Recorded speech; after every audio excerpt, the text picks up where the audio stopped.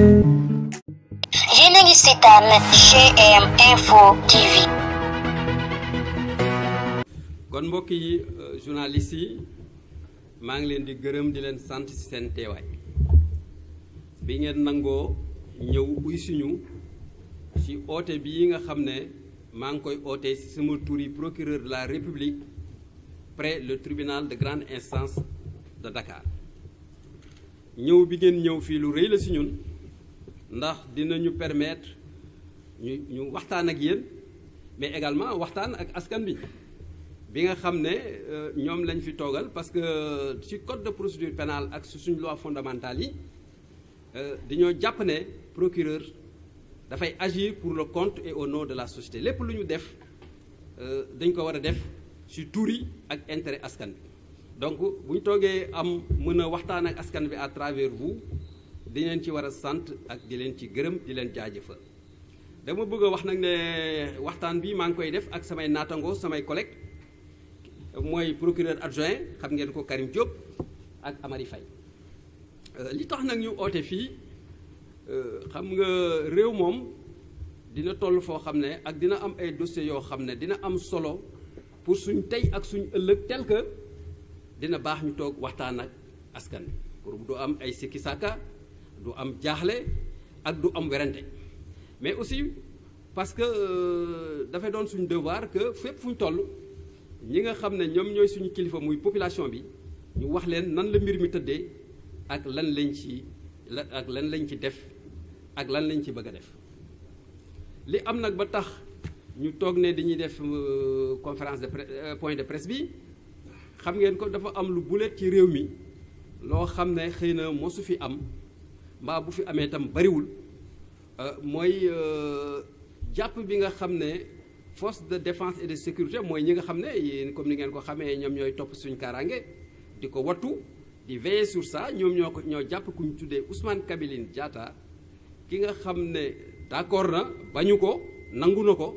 que élément MFDC la bi mu ñëwee Dakar nag yàlla dafa def avant muy ñëw suñ force de défense de sécurité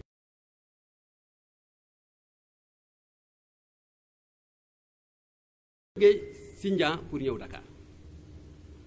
jàpp bi nag yombul ndax laajoon na ay xarala yu bees yu taxaw jumtukaay yu am solo ci xarala yu bees yi laaj na aussi taxawaay bu mot sëkk ci enquêteurs yi gendarmerie ak force de sécurité yi nga xam ne ñun ñëpp amal nañ leen njukkal biñ ko repéré ci Sindian moom ak ñeneen ci bi seen biiri jëf seen biiri waxtaan ak seen biiri préparation pour ñu ñëw Dakar fekkee manifestation bu fi waroon am ñoom tam ñu jël seen motukaay di leen géolocaliser di ko géolocaliser ba mu jaar Kaolack jaar Mbour egsi Dakar ba yàlla def waa brigade de recherche jàpp ko après jox ko waa section de recherche de la gendarmerie li tax nag ñu taxaw comme ni ma ko waxee woon dossier dina am solo pour réew mi am pour suñ tey pour ëllëg parce que en fait li nga xam ne moom lañ jàpp ne xëy na jàpp bi xaw na ko entravé mooy c'était des actes qui pouvaient peut-être mettre en danger la sécurité publique l'ordre public et même la pérennité de nos institutions dañoo naroon yaakaar nañ ne bu ñu amul loon taxawaay bu baax ak bu ñu ci amul taxawaay bu mot sëkk mën na dem ba saafanteel sécurité dëkk bi saafanteeg institution donc loolu bu amee tam aussi c'est bon que nit ñi comme nit ñaa ngi jiixi jaaxaak ñi ki di wax fii kii di wax suba nit ñi bëgg nañ xam ñu taxaw parce que yoon tax ko teg suñ dodd doonu loo xam ne da ngay tëb rek wax ko mais c'est la loi qui fait obligation au procureur de la République dans des conditions pareilles mu taxaw wax ak askan bi et loolu moo tey moo ñu fi indi li ñu bëgg a wax ci Ousmane Kabiline Diatta comme ni ñu ko waxee doon na koo xam ne dafa jàppoon pour ñëw fekkee manifestation yi moom la enquête bi ak renseignement yi wane te dañoo bëggoon profiter aussi ci circonstance trouble bu am ñu attaquer propriété yi attaquer biens yi def ay pillage def ay destruction yàlla nag def na xëy na loolu yëpp antuwul looloo tax comme ni ma koy waxee woon léegi ci français dañuy remercier les forces de sécurité pour leur vigilance leur promptitude et leur savoir-faire li ñu xam nag ci ngóor si mooy bi ñu ko jàppee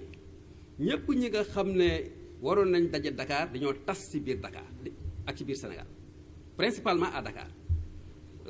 Des enquêtes sont en train d'être menées ak xarala yu bees yi ak des renseignements avec les ressources humaines, ressources techniques et numériques pour effectivement ñoom ñëpp ñu jàppaleen pour que fi ñu teg Ousmane Kabiline pour enquête bi procédure yu def ko pour ñu leen yóbbu leen tribunal ñu àtte leen comme effectivement ça doit se faire dans tout pays démocratique. Voilà. Ngor si nag bi ñu jàpp doon na koo xam ne boo xamee profil am xam itinéraire am xam profil psychologique am xam parcours am war nga jaaxle war nga tiit parce que dafa doon koo xam ne yàlla def na miin na tension miin na tension miin na xeex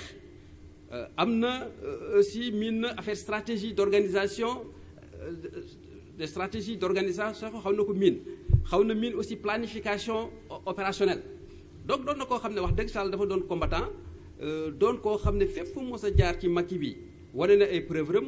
wane na aussi ses preuves dans les capacités yi muy def pour organiser nit ñi mobiliser aussi nit ñi pour les pousser effectivement à l'action loolu moom tam enquête bi ak renseignement yi aussi wane na ko parce que moom wax na ne bi mu amee amee certificat la dem ci Macky bi mu demee dem na ci base yépp nag parce que base ba mos a nekk ci Macky bi wax tudd na ko def na fa liggéey bu nekk nag il a commencé par être cuisinier bi mu paree mu nekk di garder ba ci kanam mu nekk ci technique d'harcèlement des forces de sécurité ak de braquage di ci kii bi ñu ko jàppee sax fekk nañ ci moom yàlla def na xaalis boo xam ne ay naira la ay xaalis sierra leonaise la ay dollars ay dalasi te yu yëpp wax na ne bi muy braqué ci tali yi la ko woon jël di ko indi wax na tam aussi ne bi ñu ko dàqee ba daw ko mine antipersonnel bi mu yoroon ak ay mine anti char yi mu yoroon ak fusil mu ngi ko denc ci forêt Ndiabala c'est ça ah ci forêt Ndiabala donc li tax mu wax loolu c'est juste pour ñu cerner la personnalité de la personne jaar-jaaram ak li mu mën a def ak la menace qu'il peut constituer aussi pour la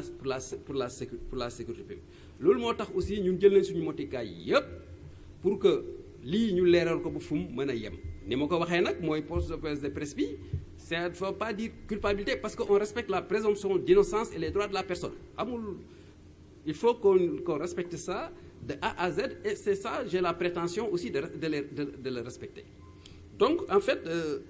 dinañ jël suñu motukaay pour que moom si boppam ñu traduire ko devant des juridictions et ñii nga xam ne jàpp nañ leen ñii nga xam ne daw nañ aussi on va mettre tous les moyens de l'État tous les moyens des forces de sécurité et de défense pour ñu jàpp leen fépp fu ñu mën a nekk pour ñu tardé enquête bi tam war na wax toute personne boo xam ne nit koo xam ne taq nga ci ni A ni ci Z avec rebelle yi ñu poursuivre la traduire le devant les juridictions pour nga répandre ces actes parce que pour nous de notre point de vue il ne peut pas y avoir ni d'intouchable ni d'impunité képp koo xam ne tax nga ci venue rebelle yi fii ci Dakar muy ni A ni Z de façon directe ou de façon directe notre devoir te dinañ ko sàmm mooy ñu fexe ba enquête bi leeral lépp ku ci tax ñu indil le tribunal àtte la comme il se doit dans un état démocratique qui respecte effectivement les droits de la défense mbokk yi donc loolu laa bëggoon wax ci gàttal comme ni ma koy waxoon aussi di leen remercier si seen ñëw mu doon lu rëy si ñun di leen ci gërëm di leen ci sant et puis di leen souhaiter une très bonne soirée merci beaucoup. L'information judiciaire comme j'ai dit voilà. L'information judiciaire peut-être je vais vous renvoyer bon. Il va juste préciser les poursuites, c'est vrai qu'on ne pourra pas traduire littéralement, mais il va informer ça, monsieur le procureur. Bon, en fait, on va poursuivre pour atteinte à l'autorité de l'État mooy képp ku bëgg a sayfaane autorité état bi ak institution état bi dinañ ko topp aussi ñu ngi topp Ngor si aussi parce que bokk na ci mouvement boo xam ne insurrectionnel li tubaab dax insurrectionnel jàpp nañ ci aussi def na loo xam ne mën na compromettre sécurité publique bi mooy jàmm bi nekk ci réew mi paix publique bi jàmm bi ak indi aussi ay loo xam ne ay trouble la politique ci dëkk bi donc lu daal lañ ko bëgg a jàppee ak culture et trafic de chanvre mooy yamba bi moon béy yoo xam ne d'accord na ko di ko dugal ci ay gaal di ko indiwaat Sénégal di ko indi ci Dakar du moins à Kaolack merci beaucoup merci Yéen a ngi seetaan GM Info TV.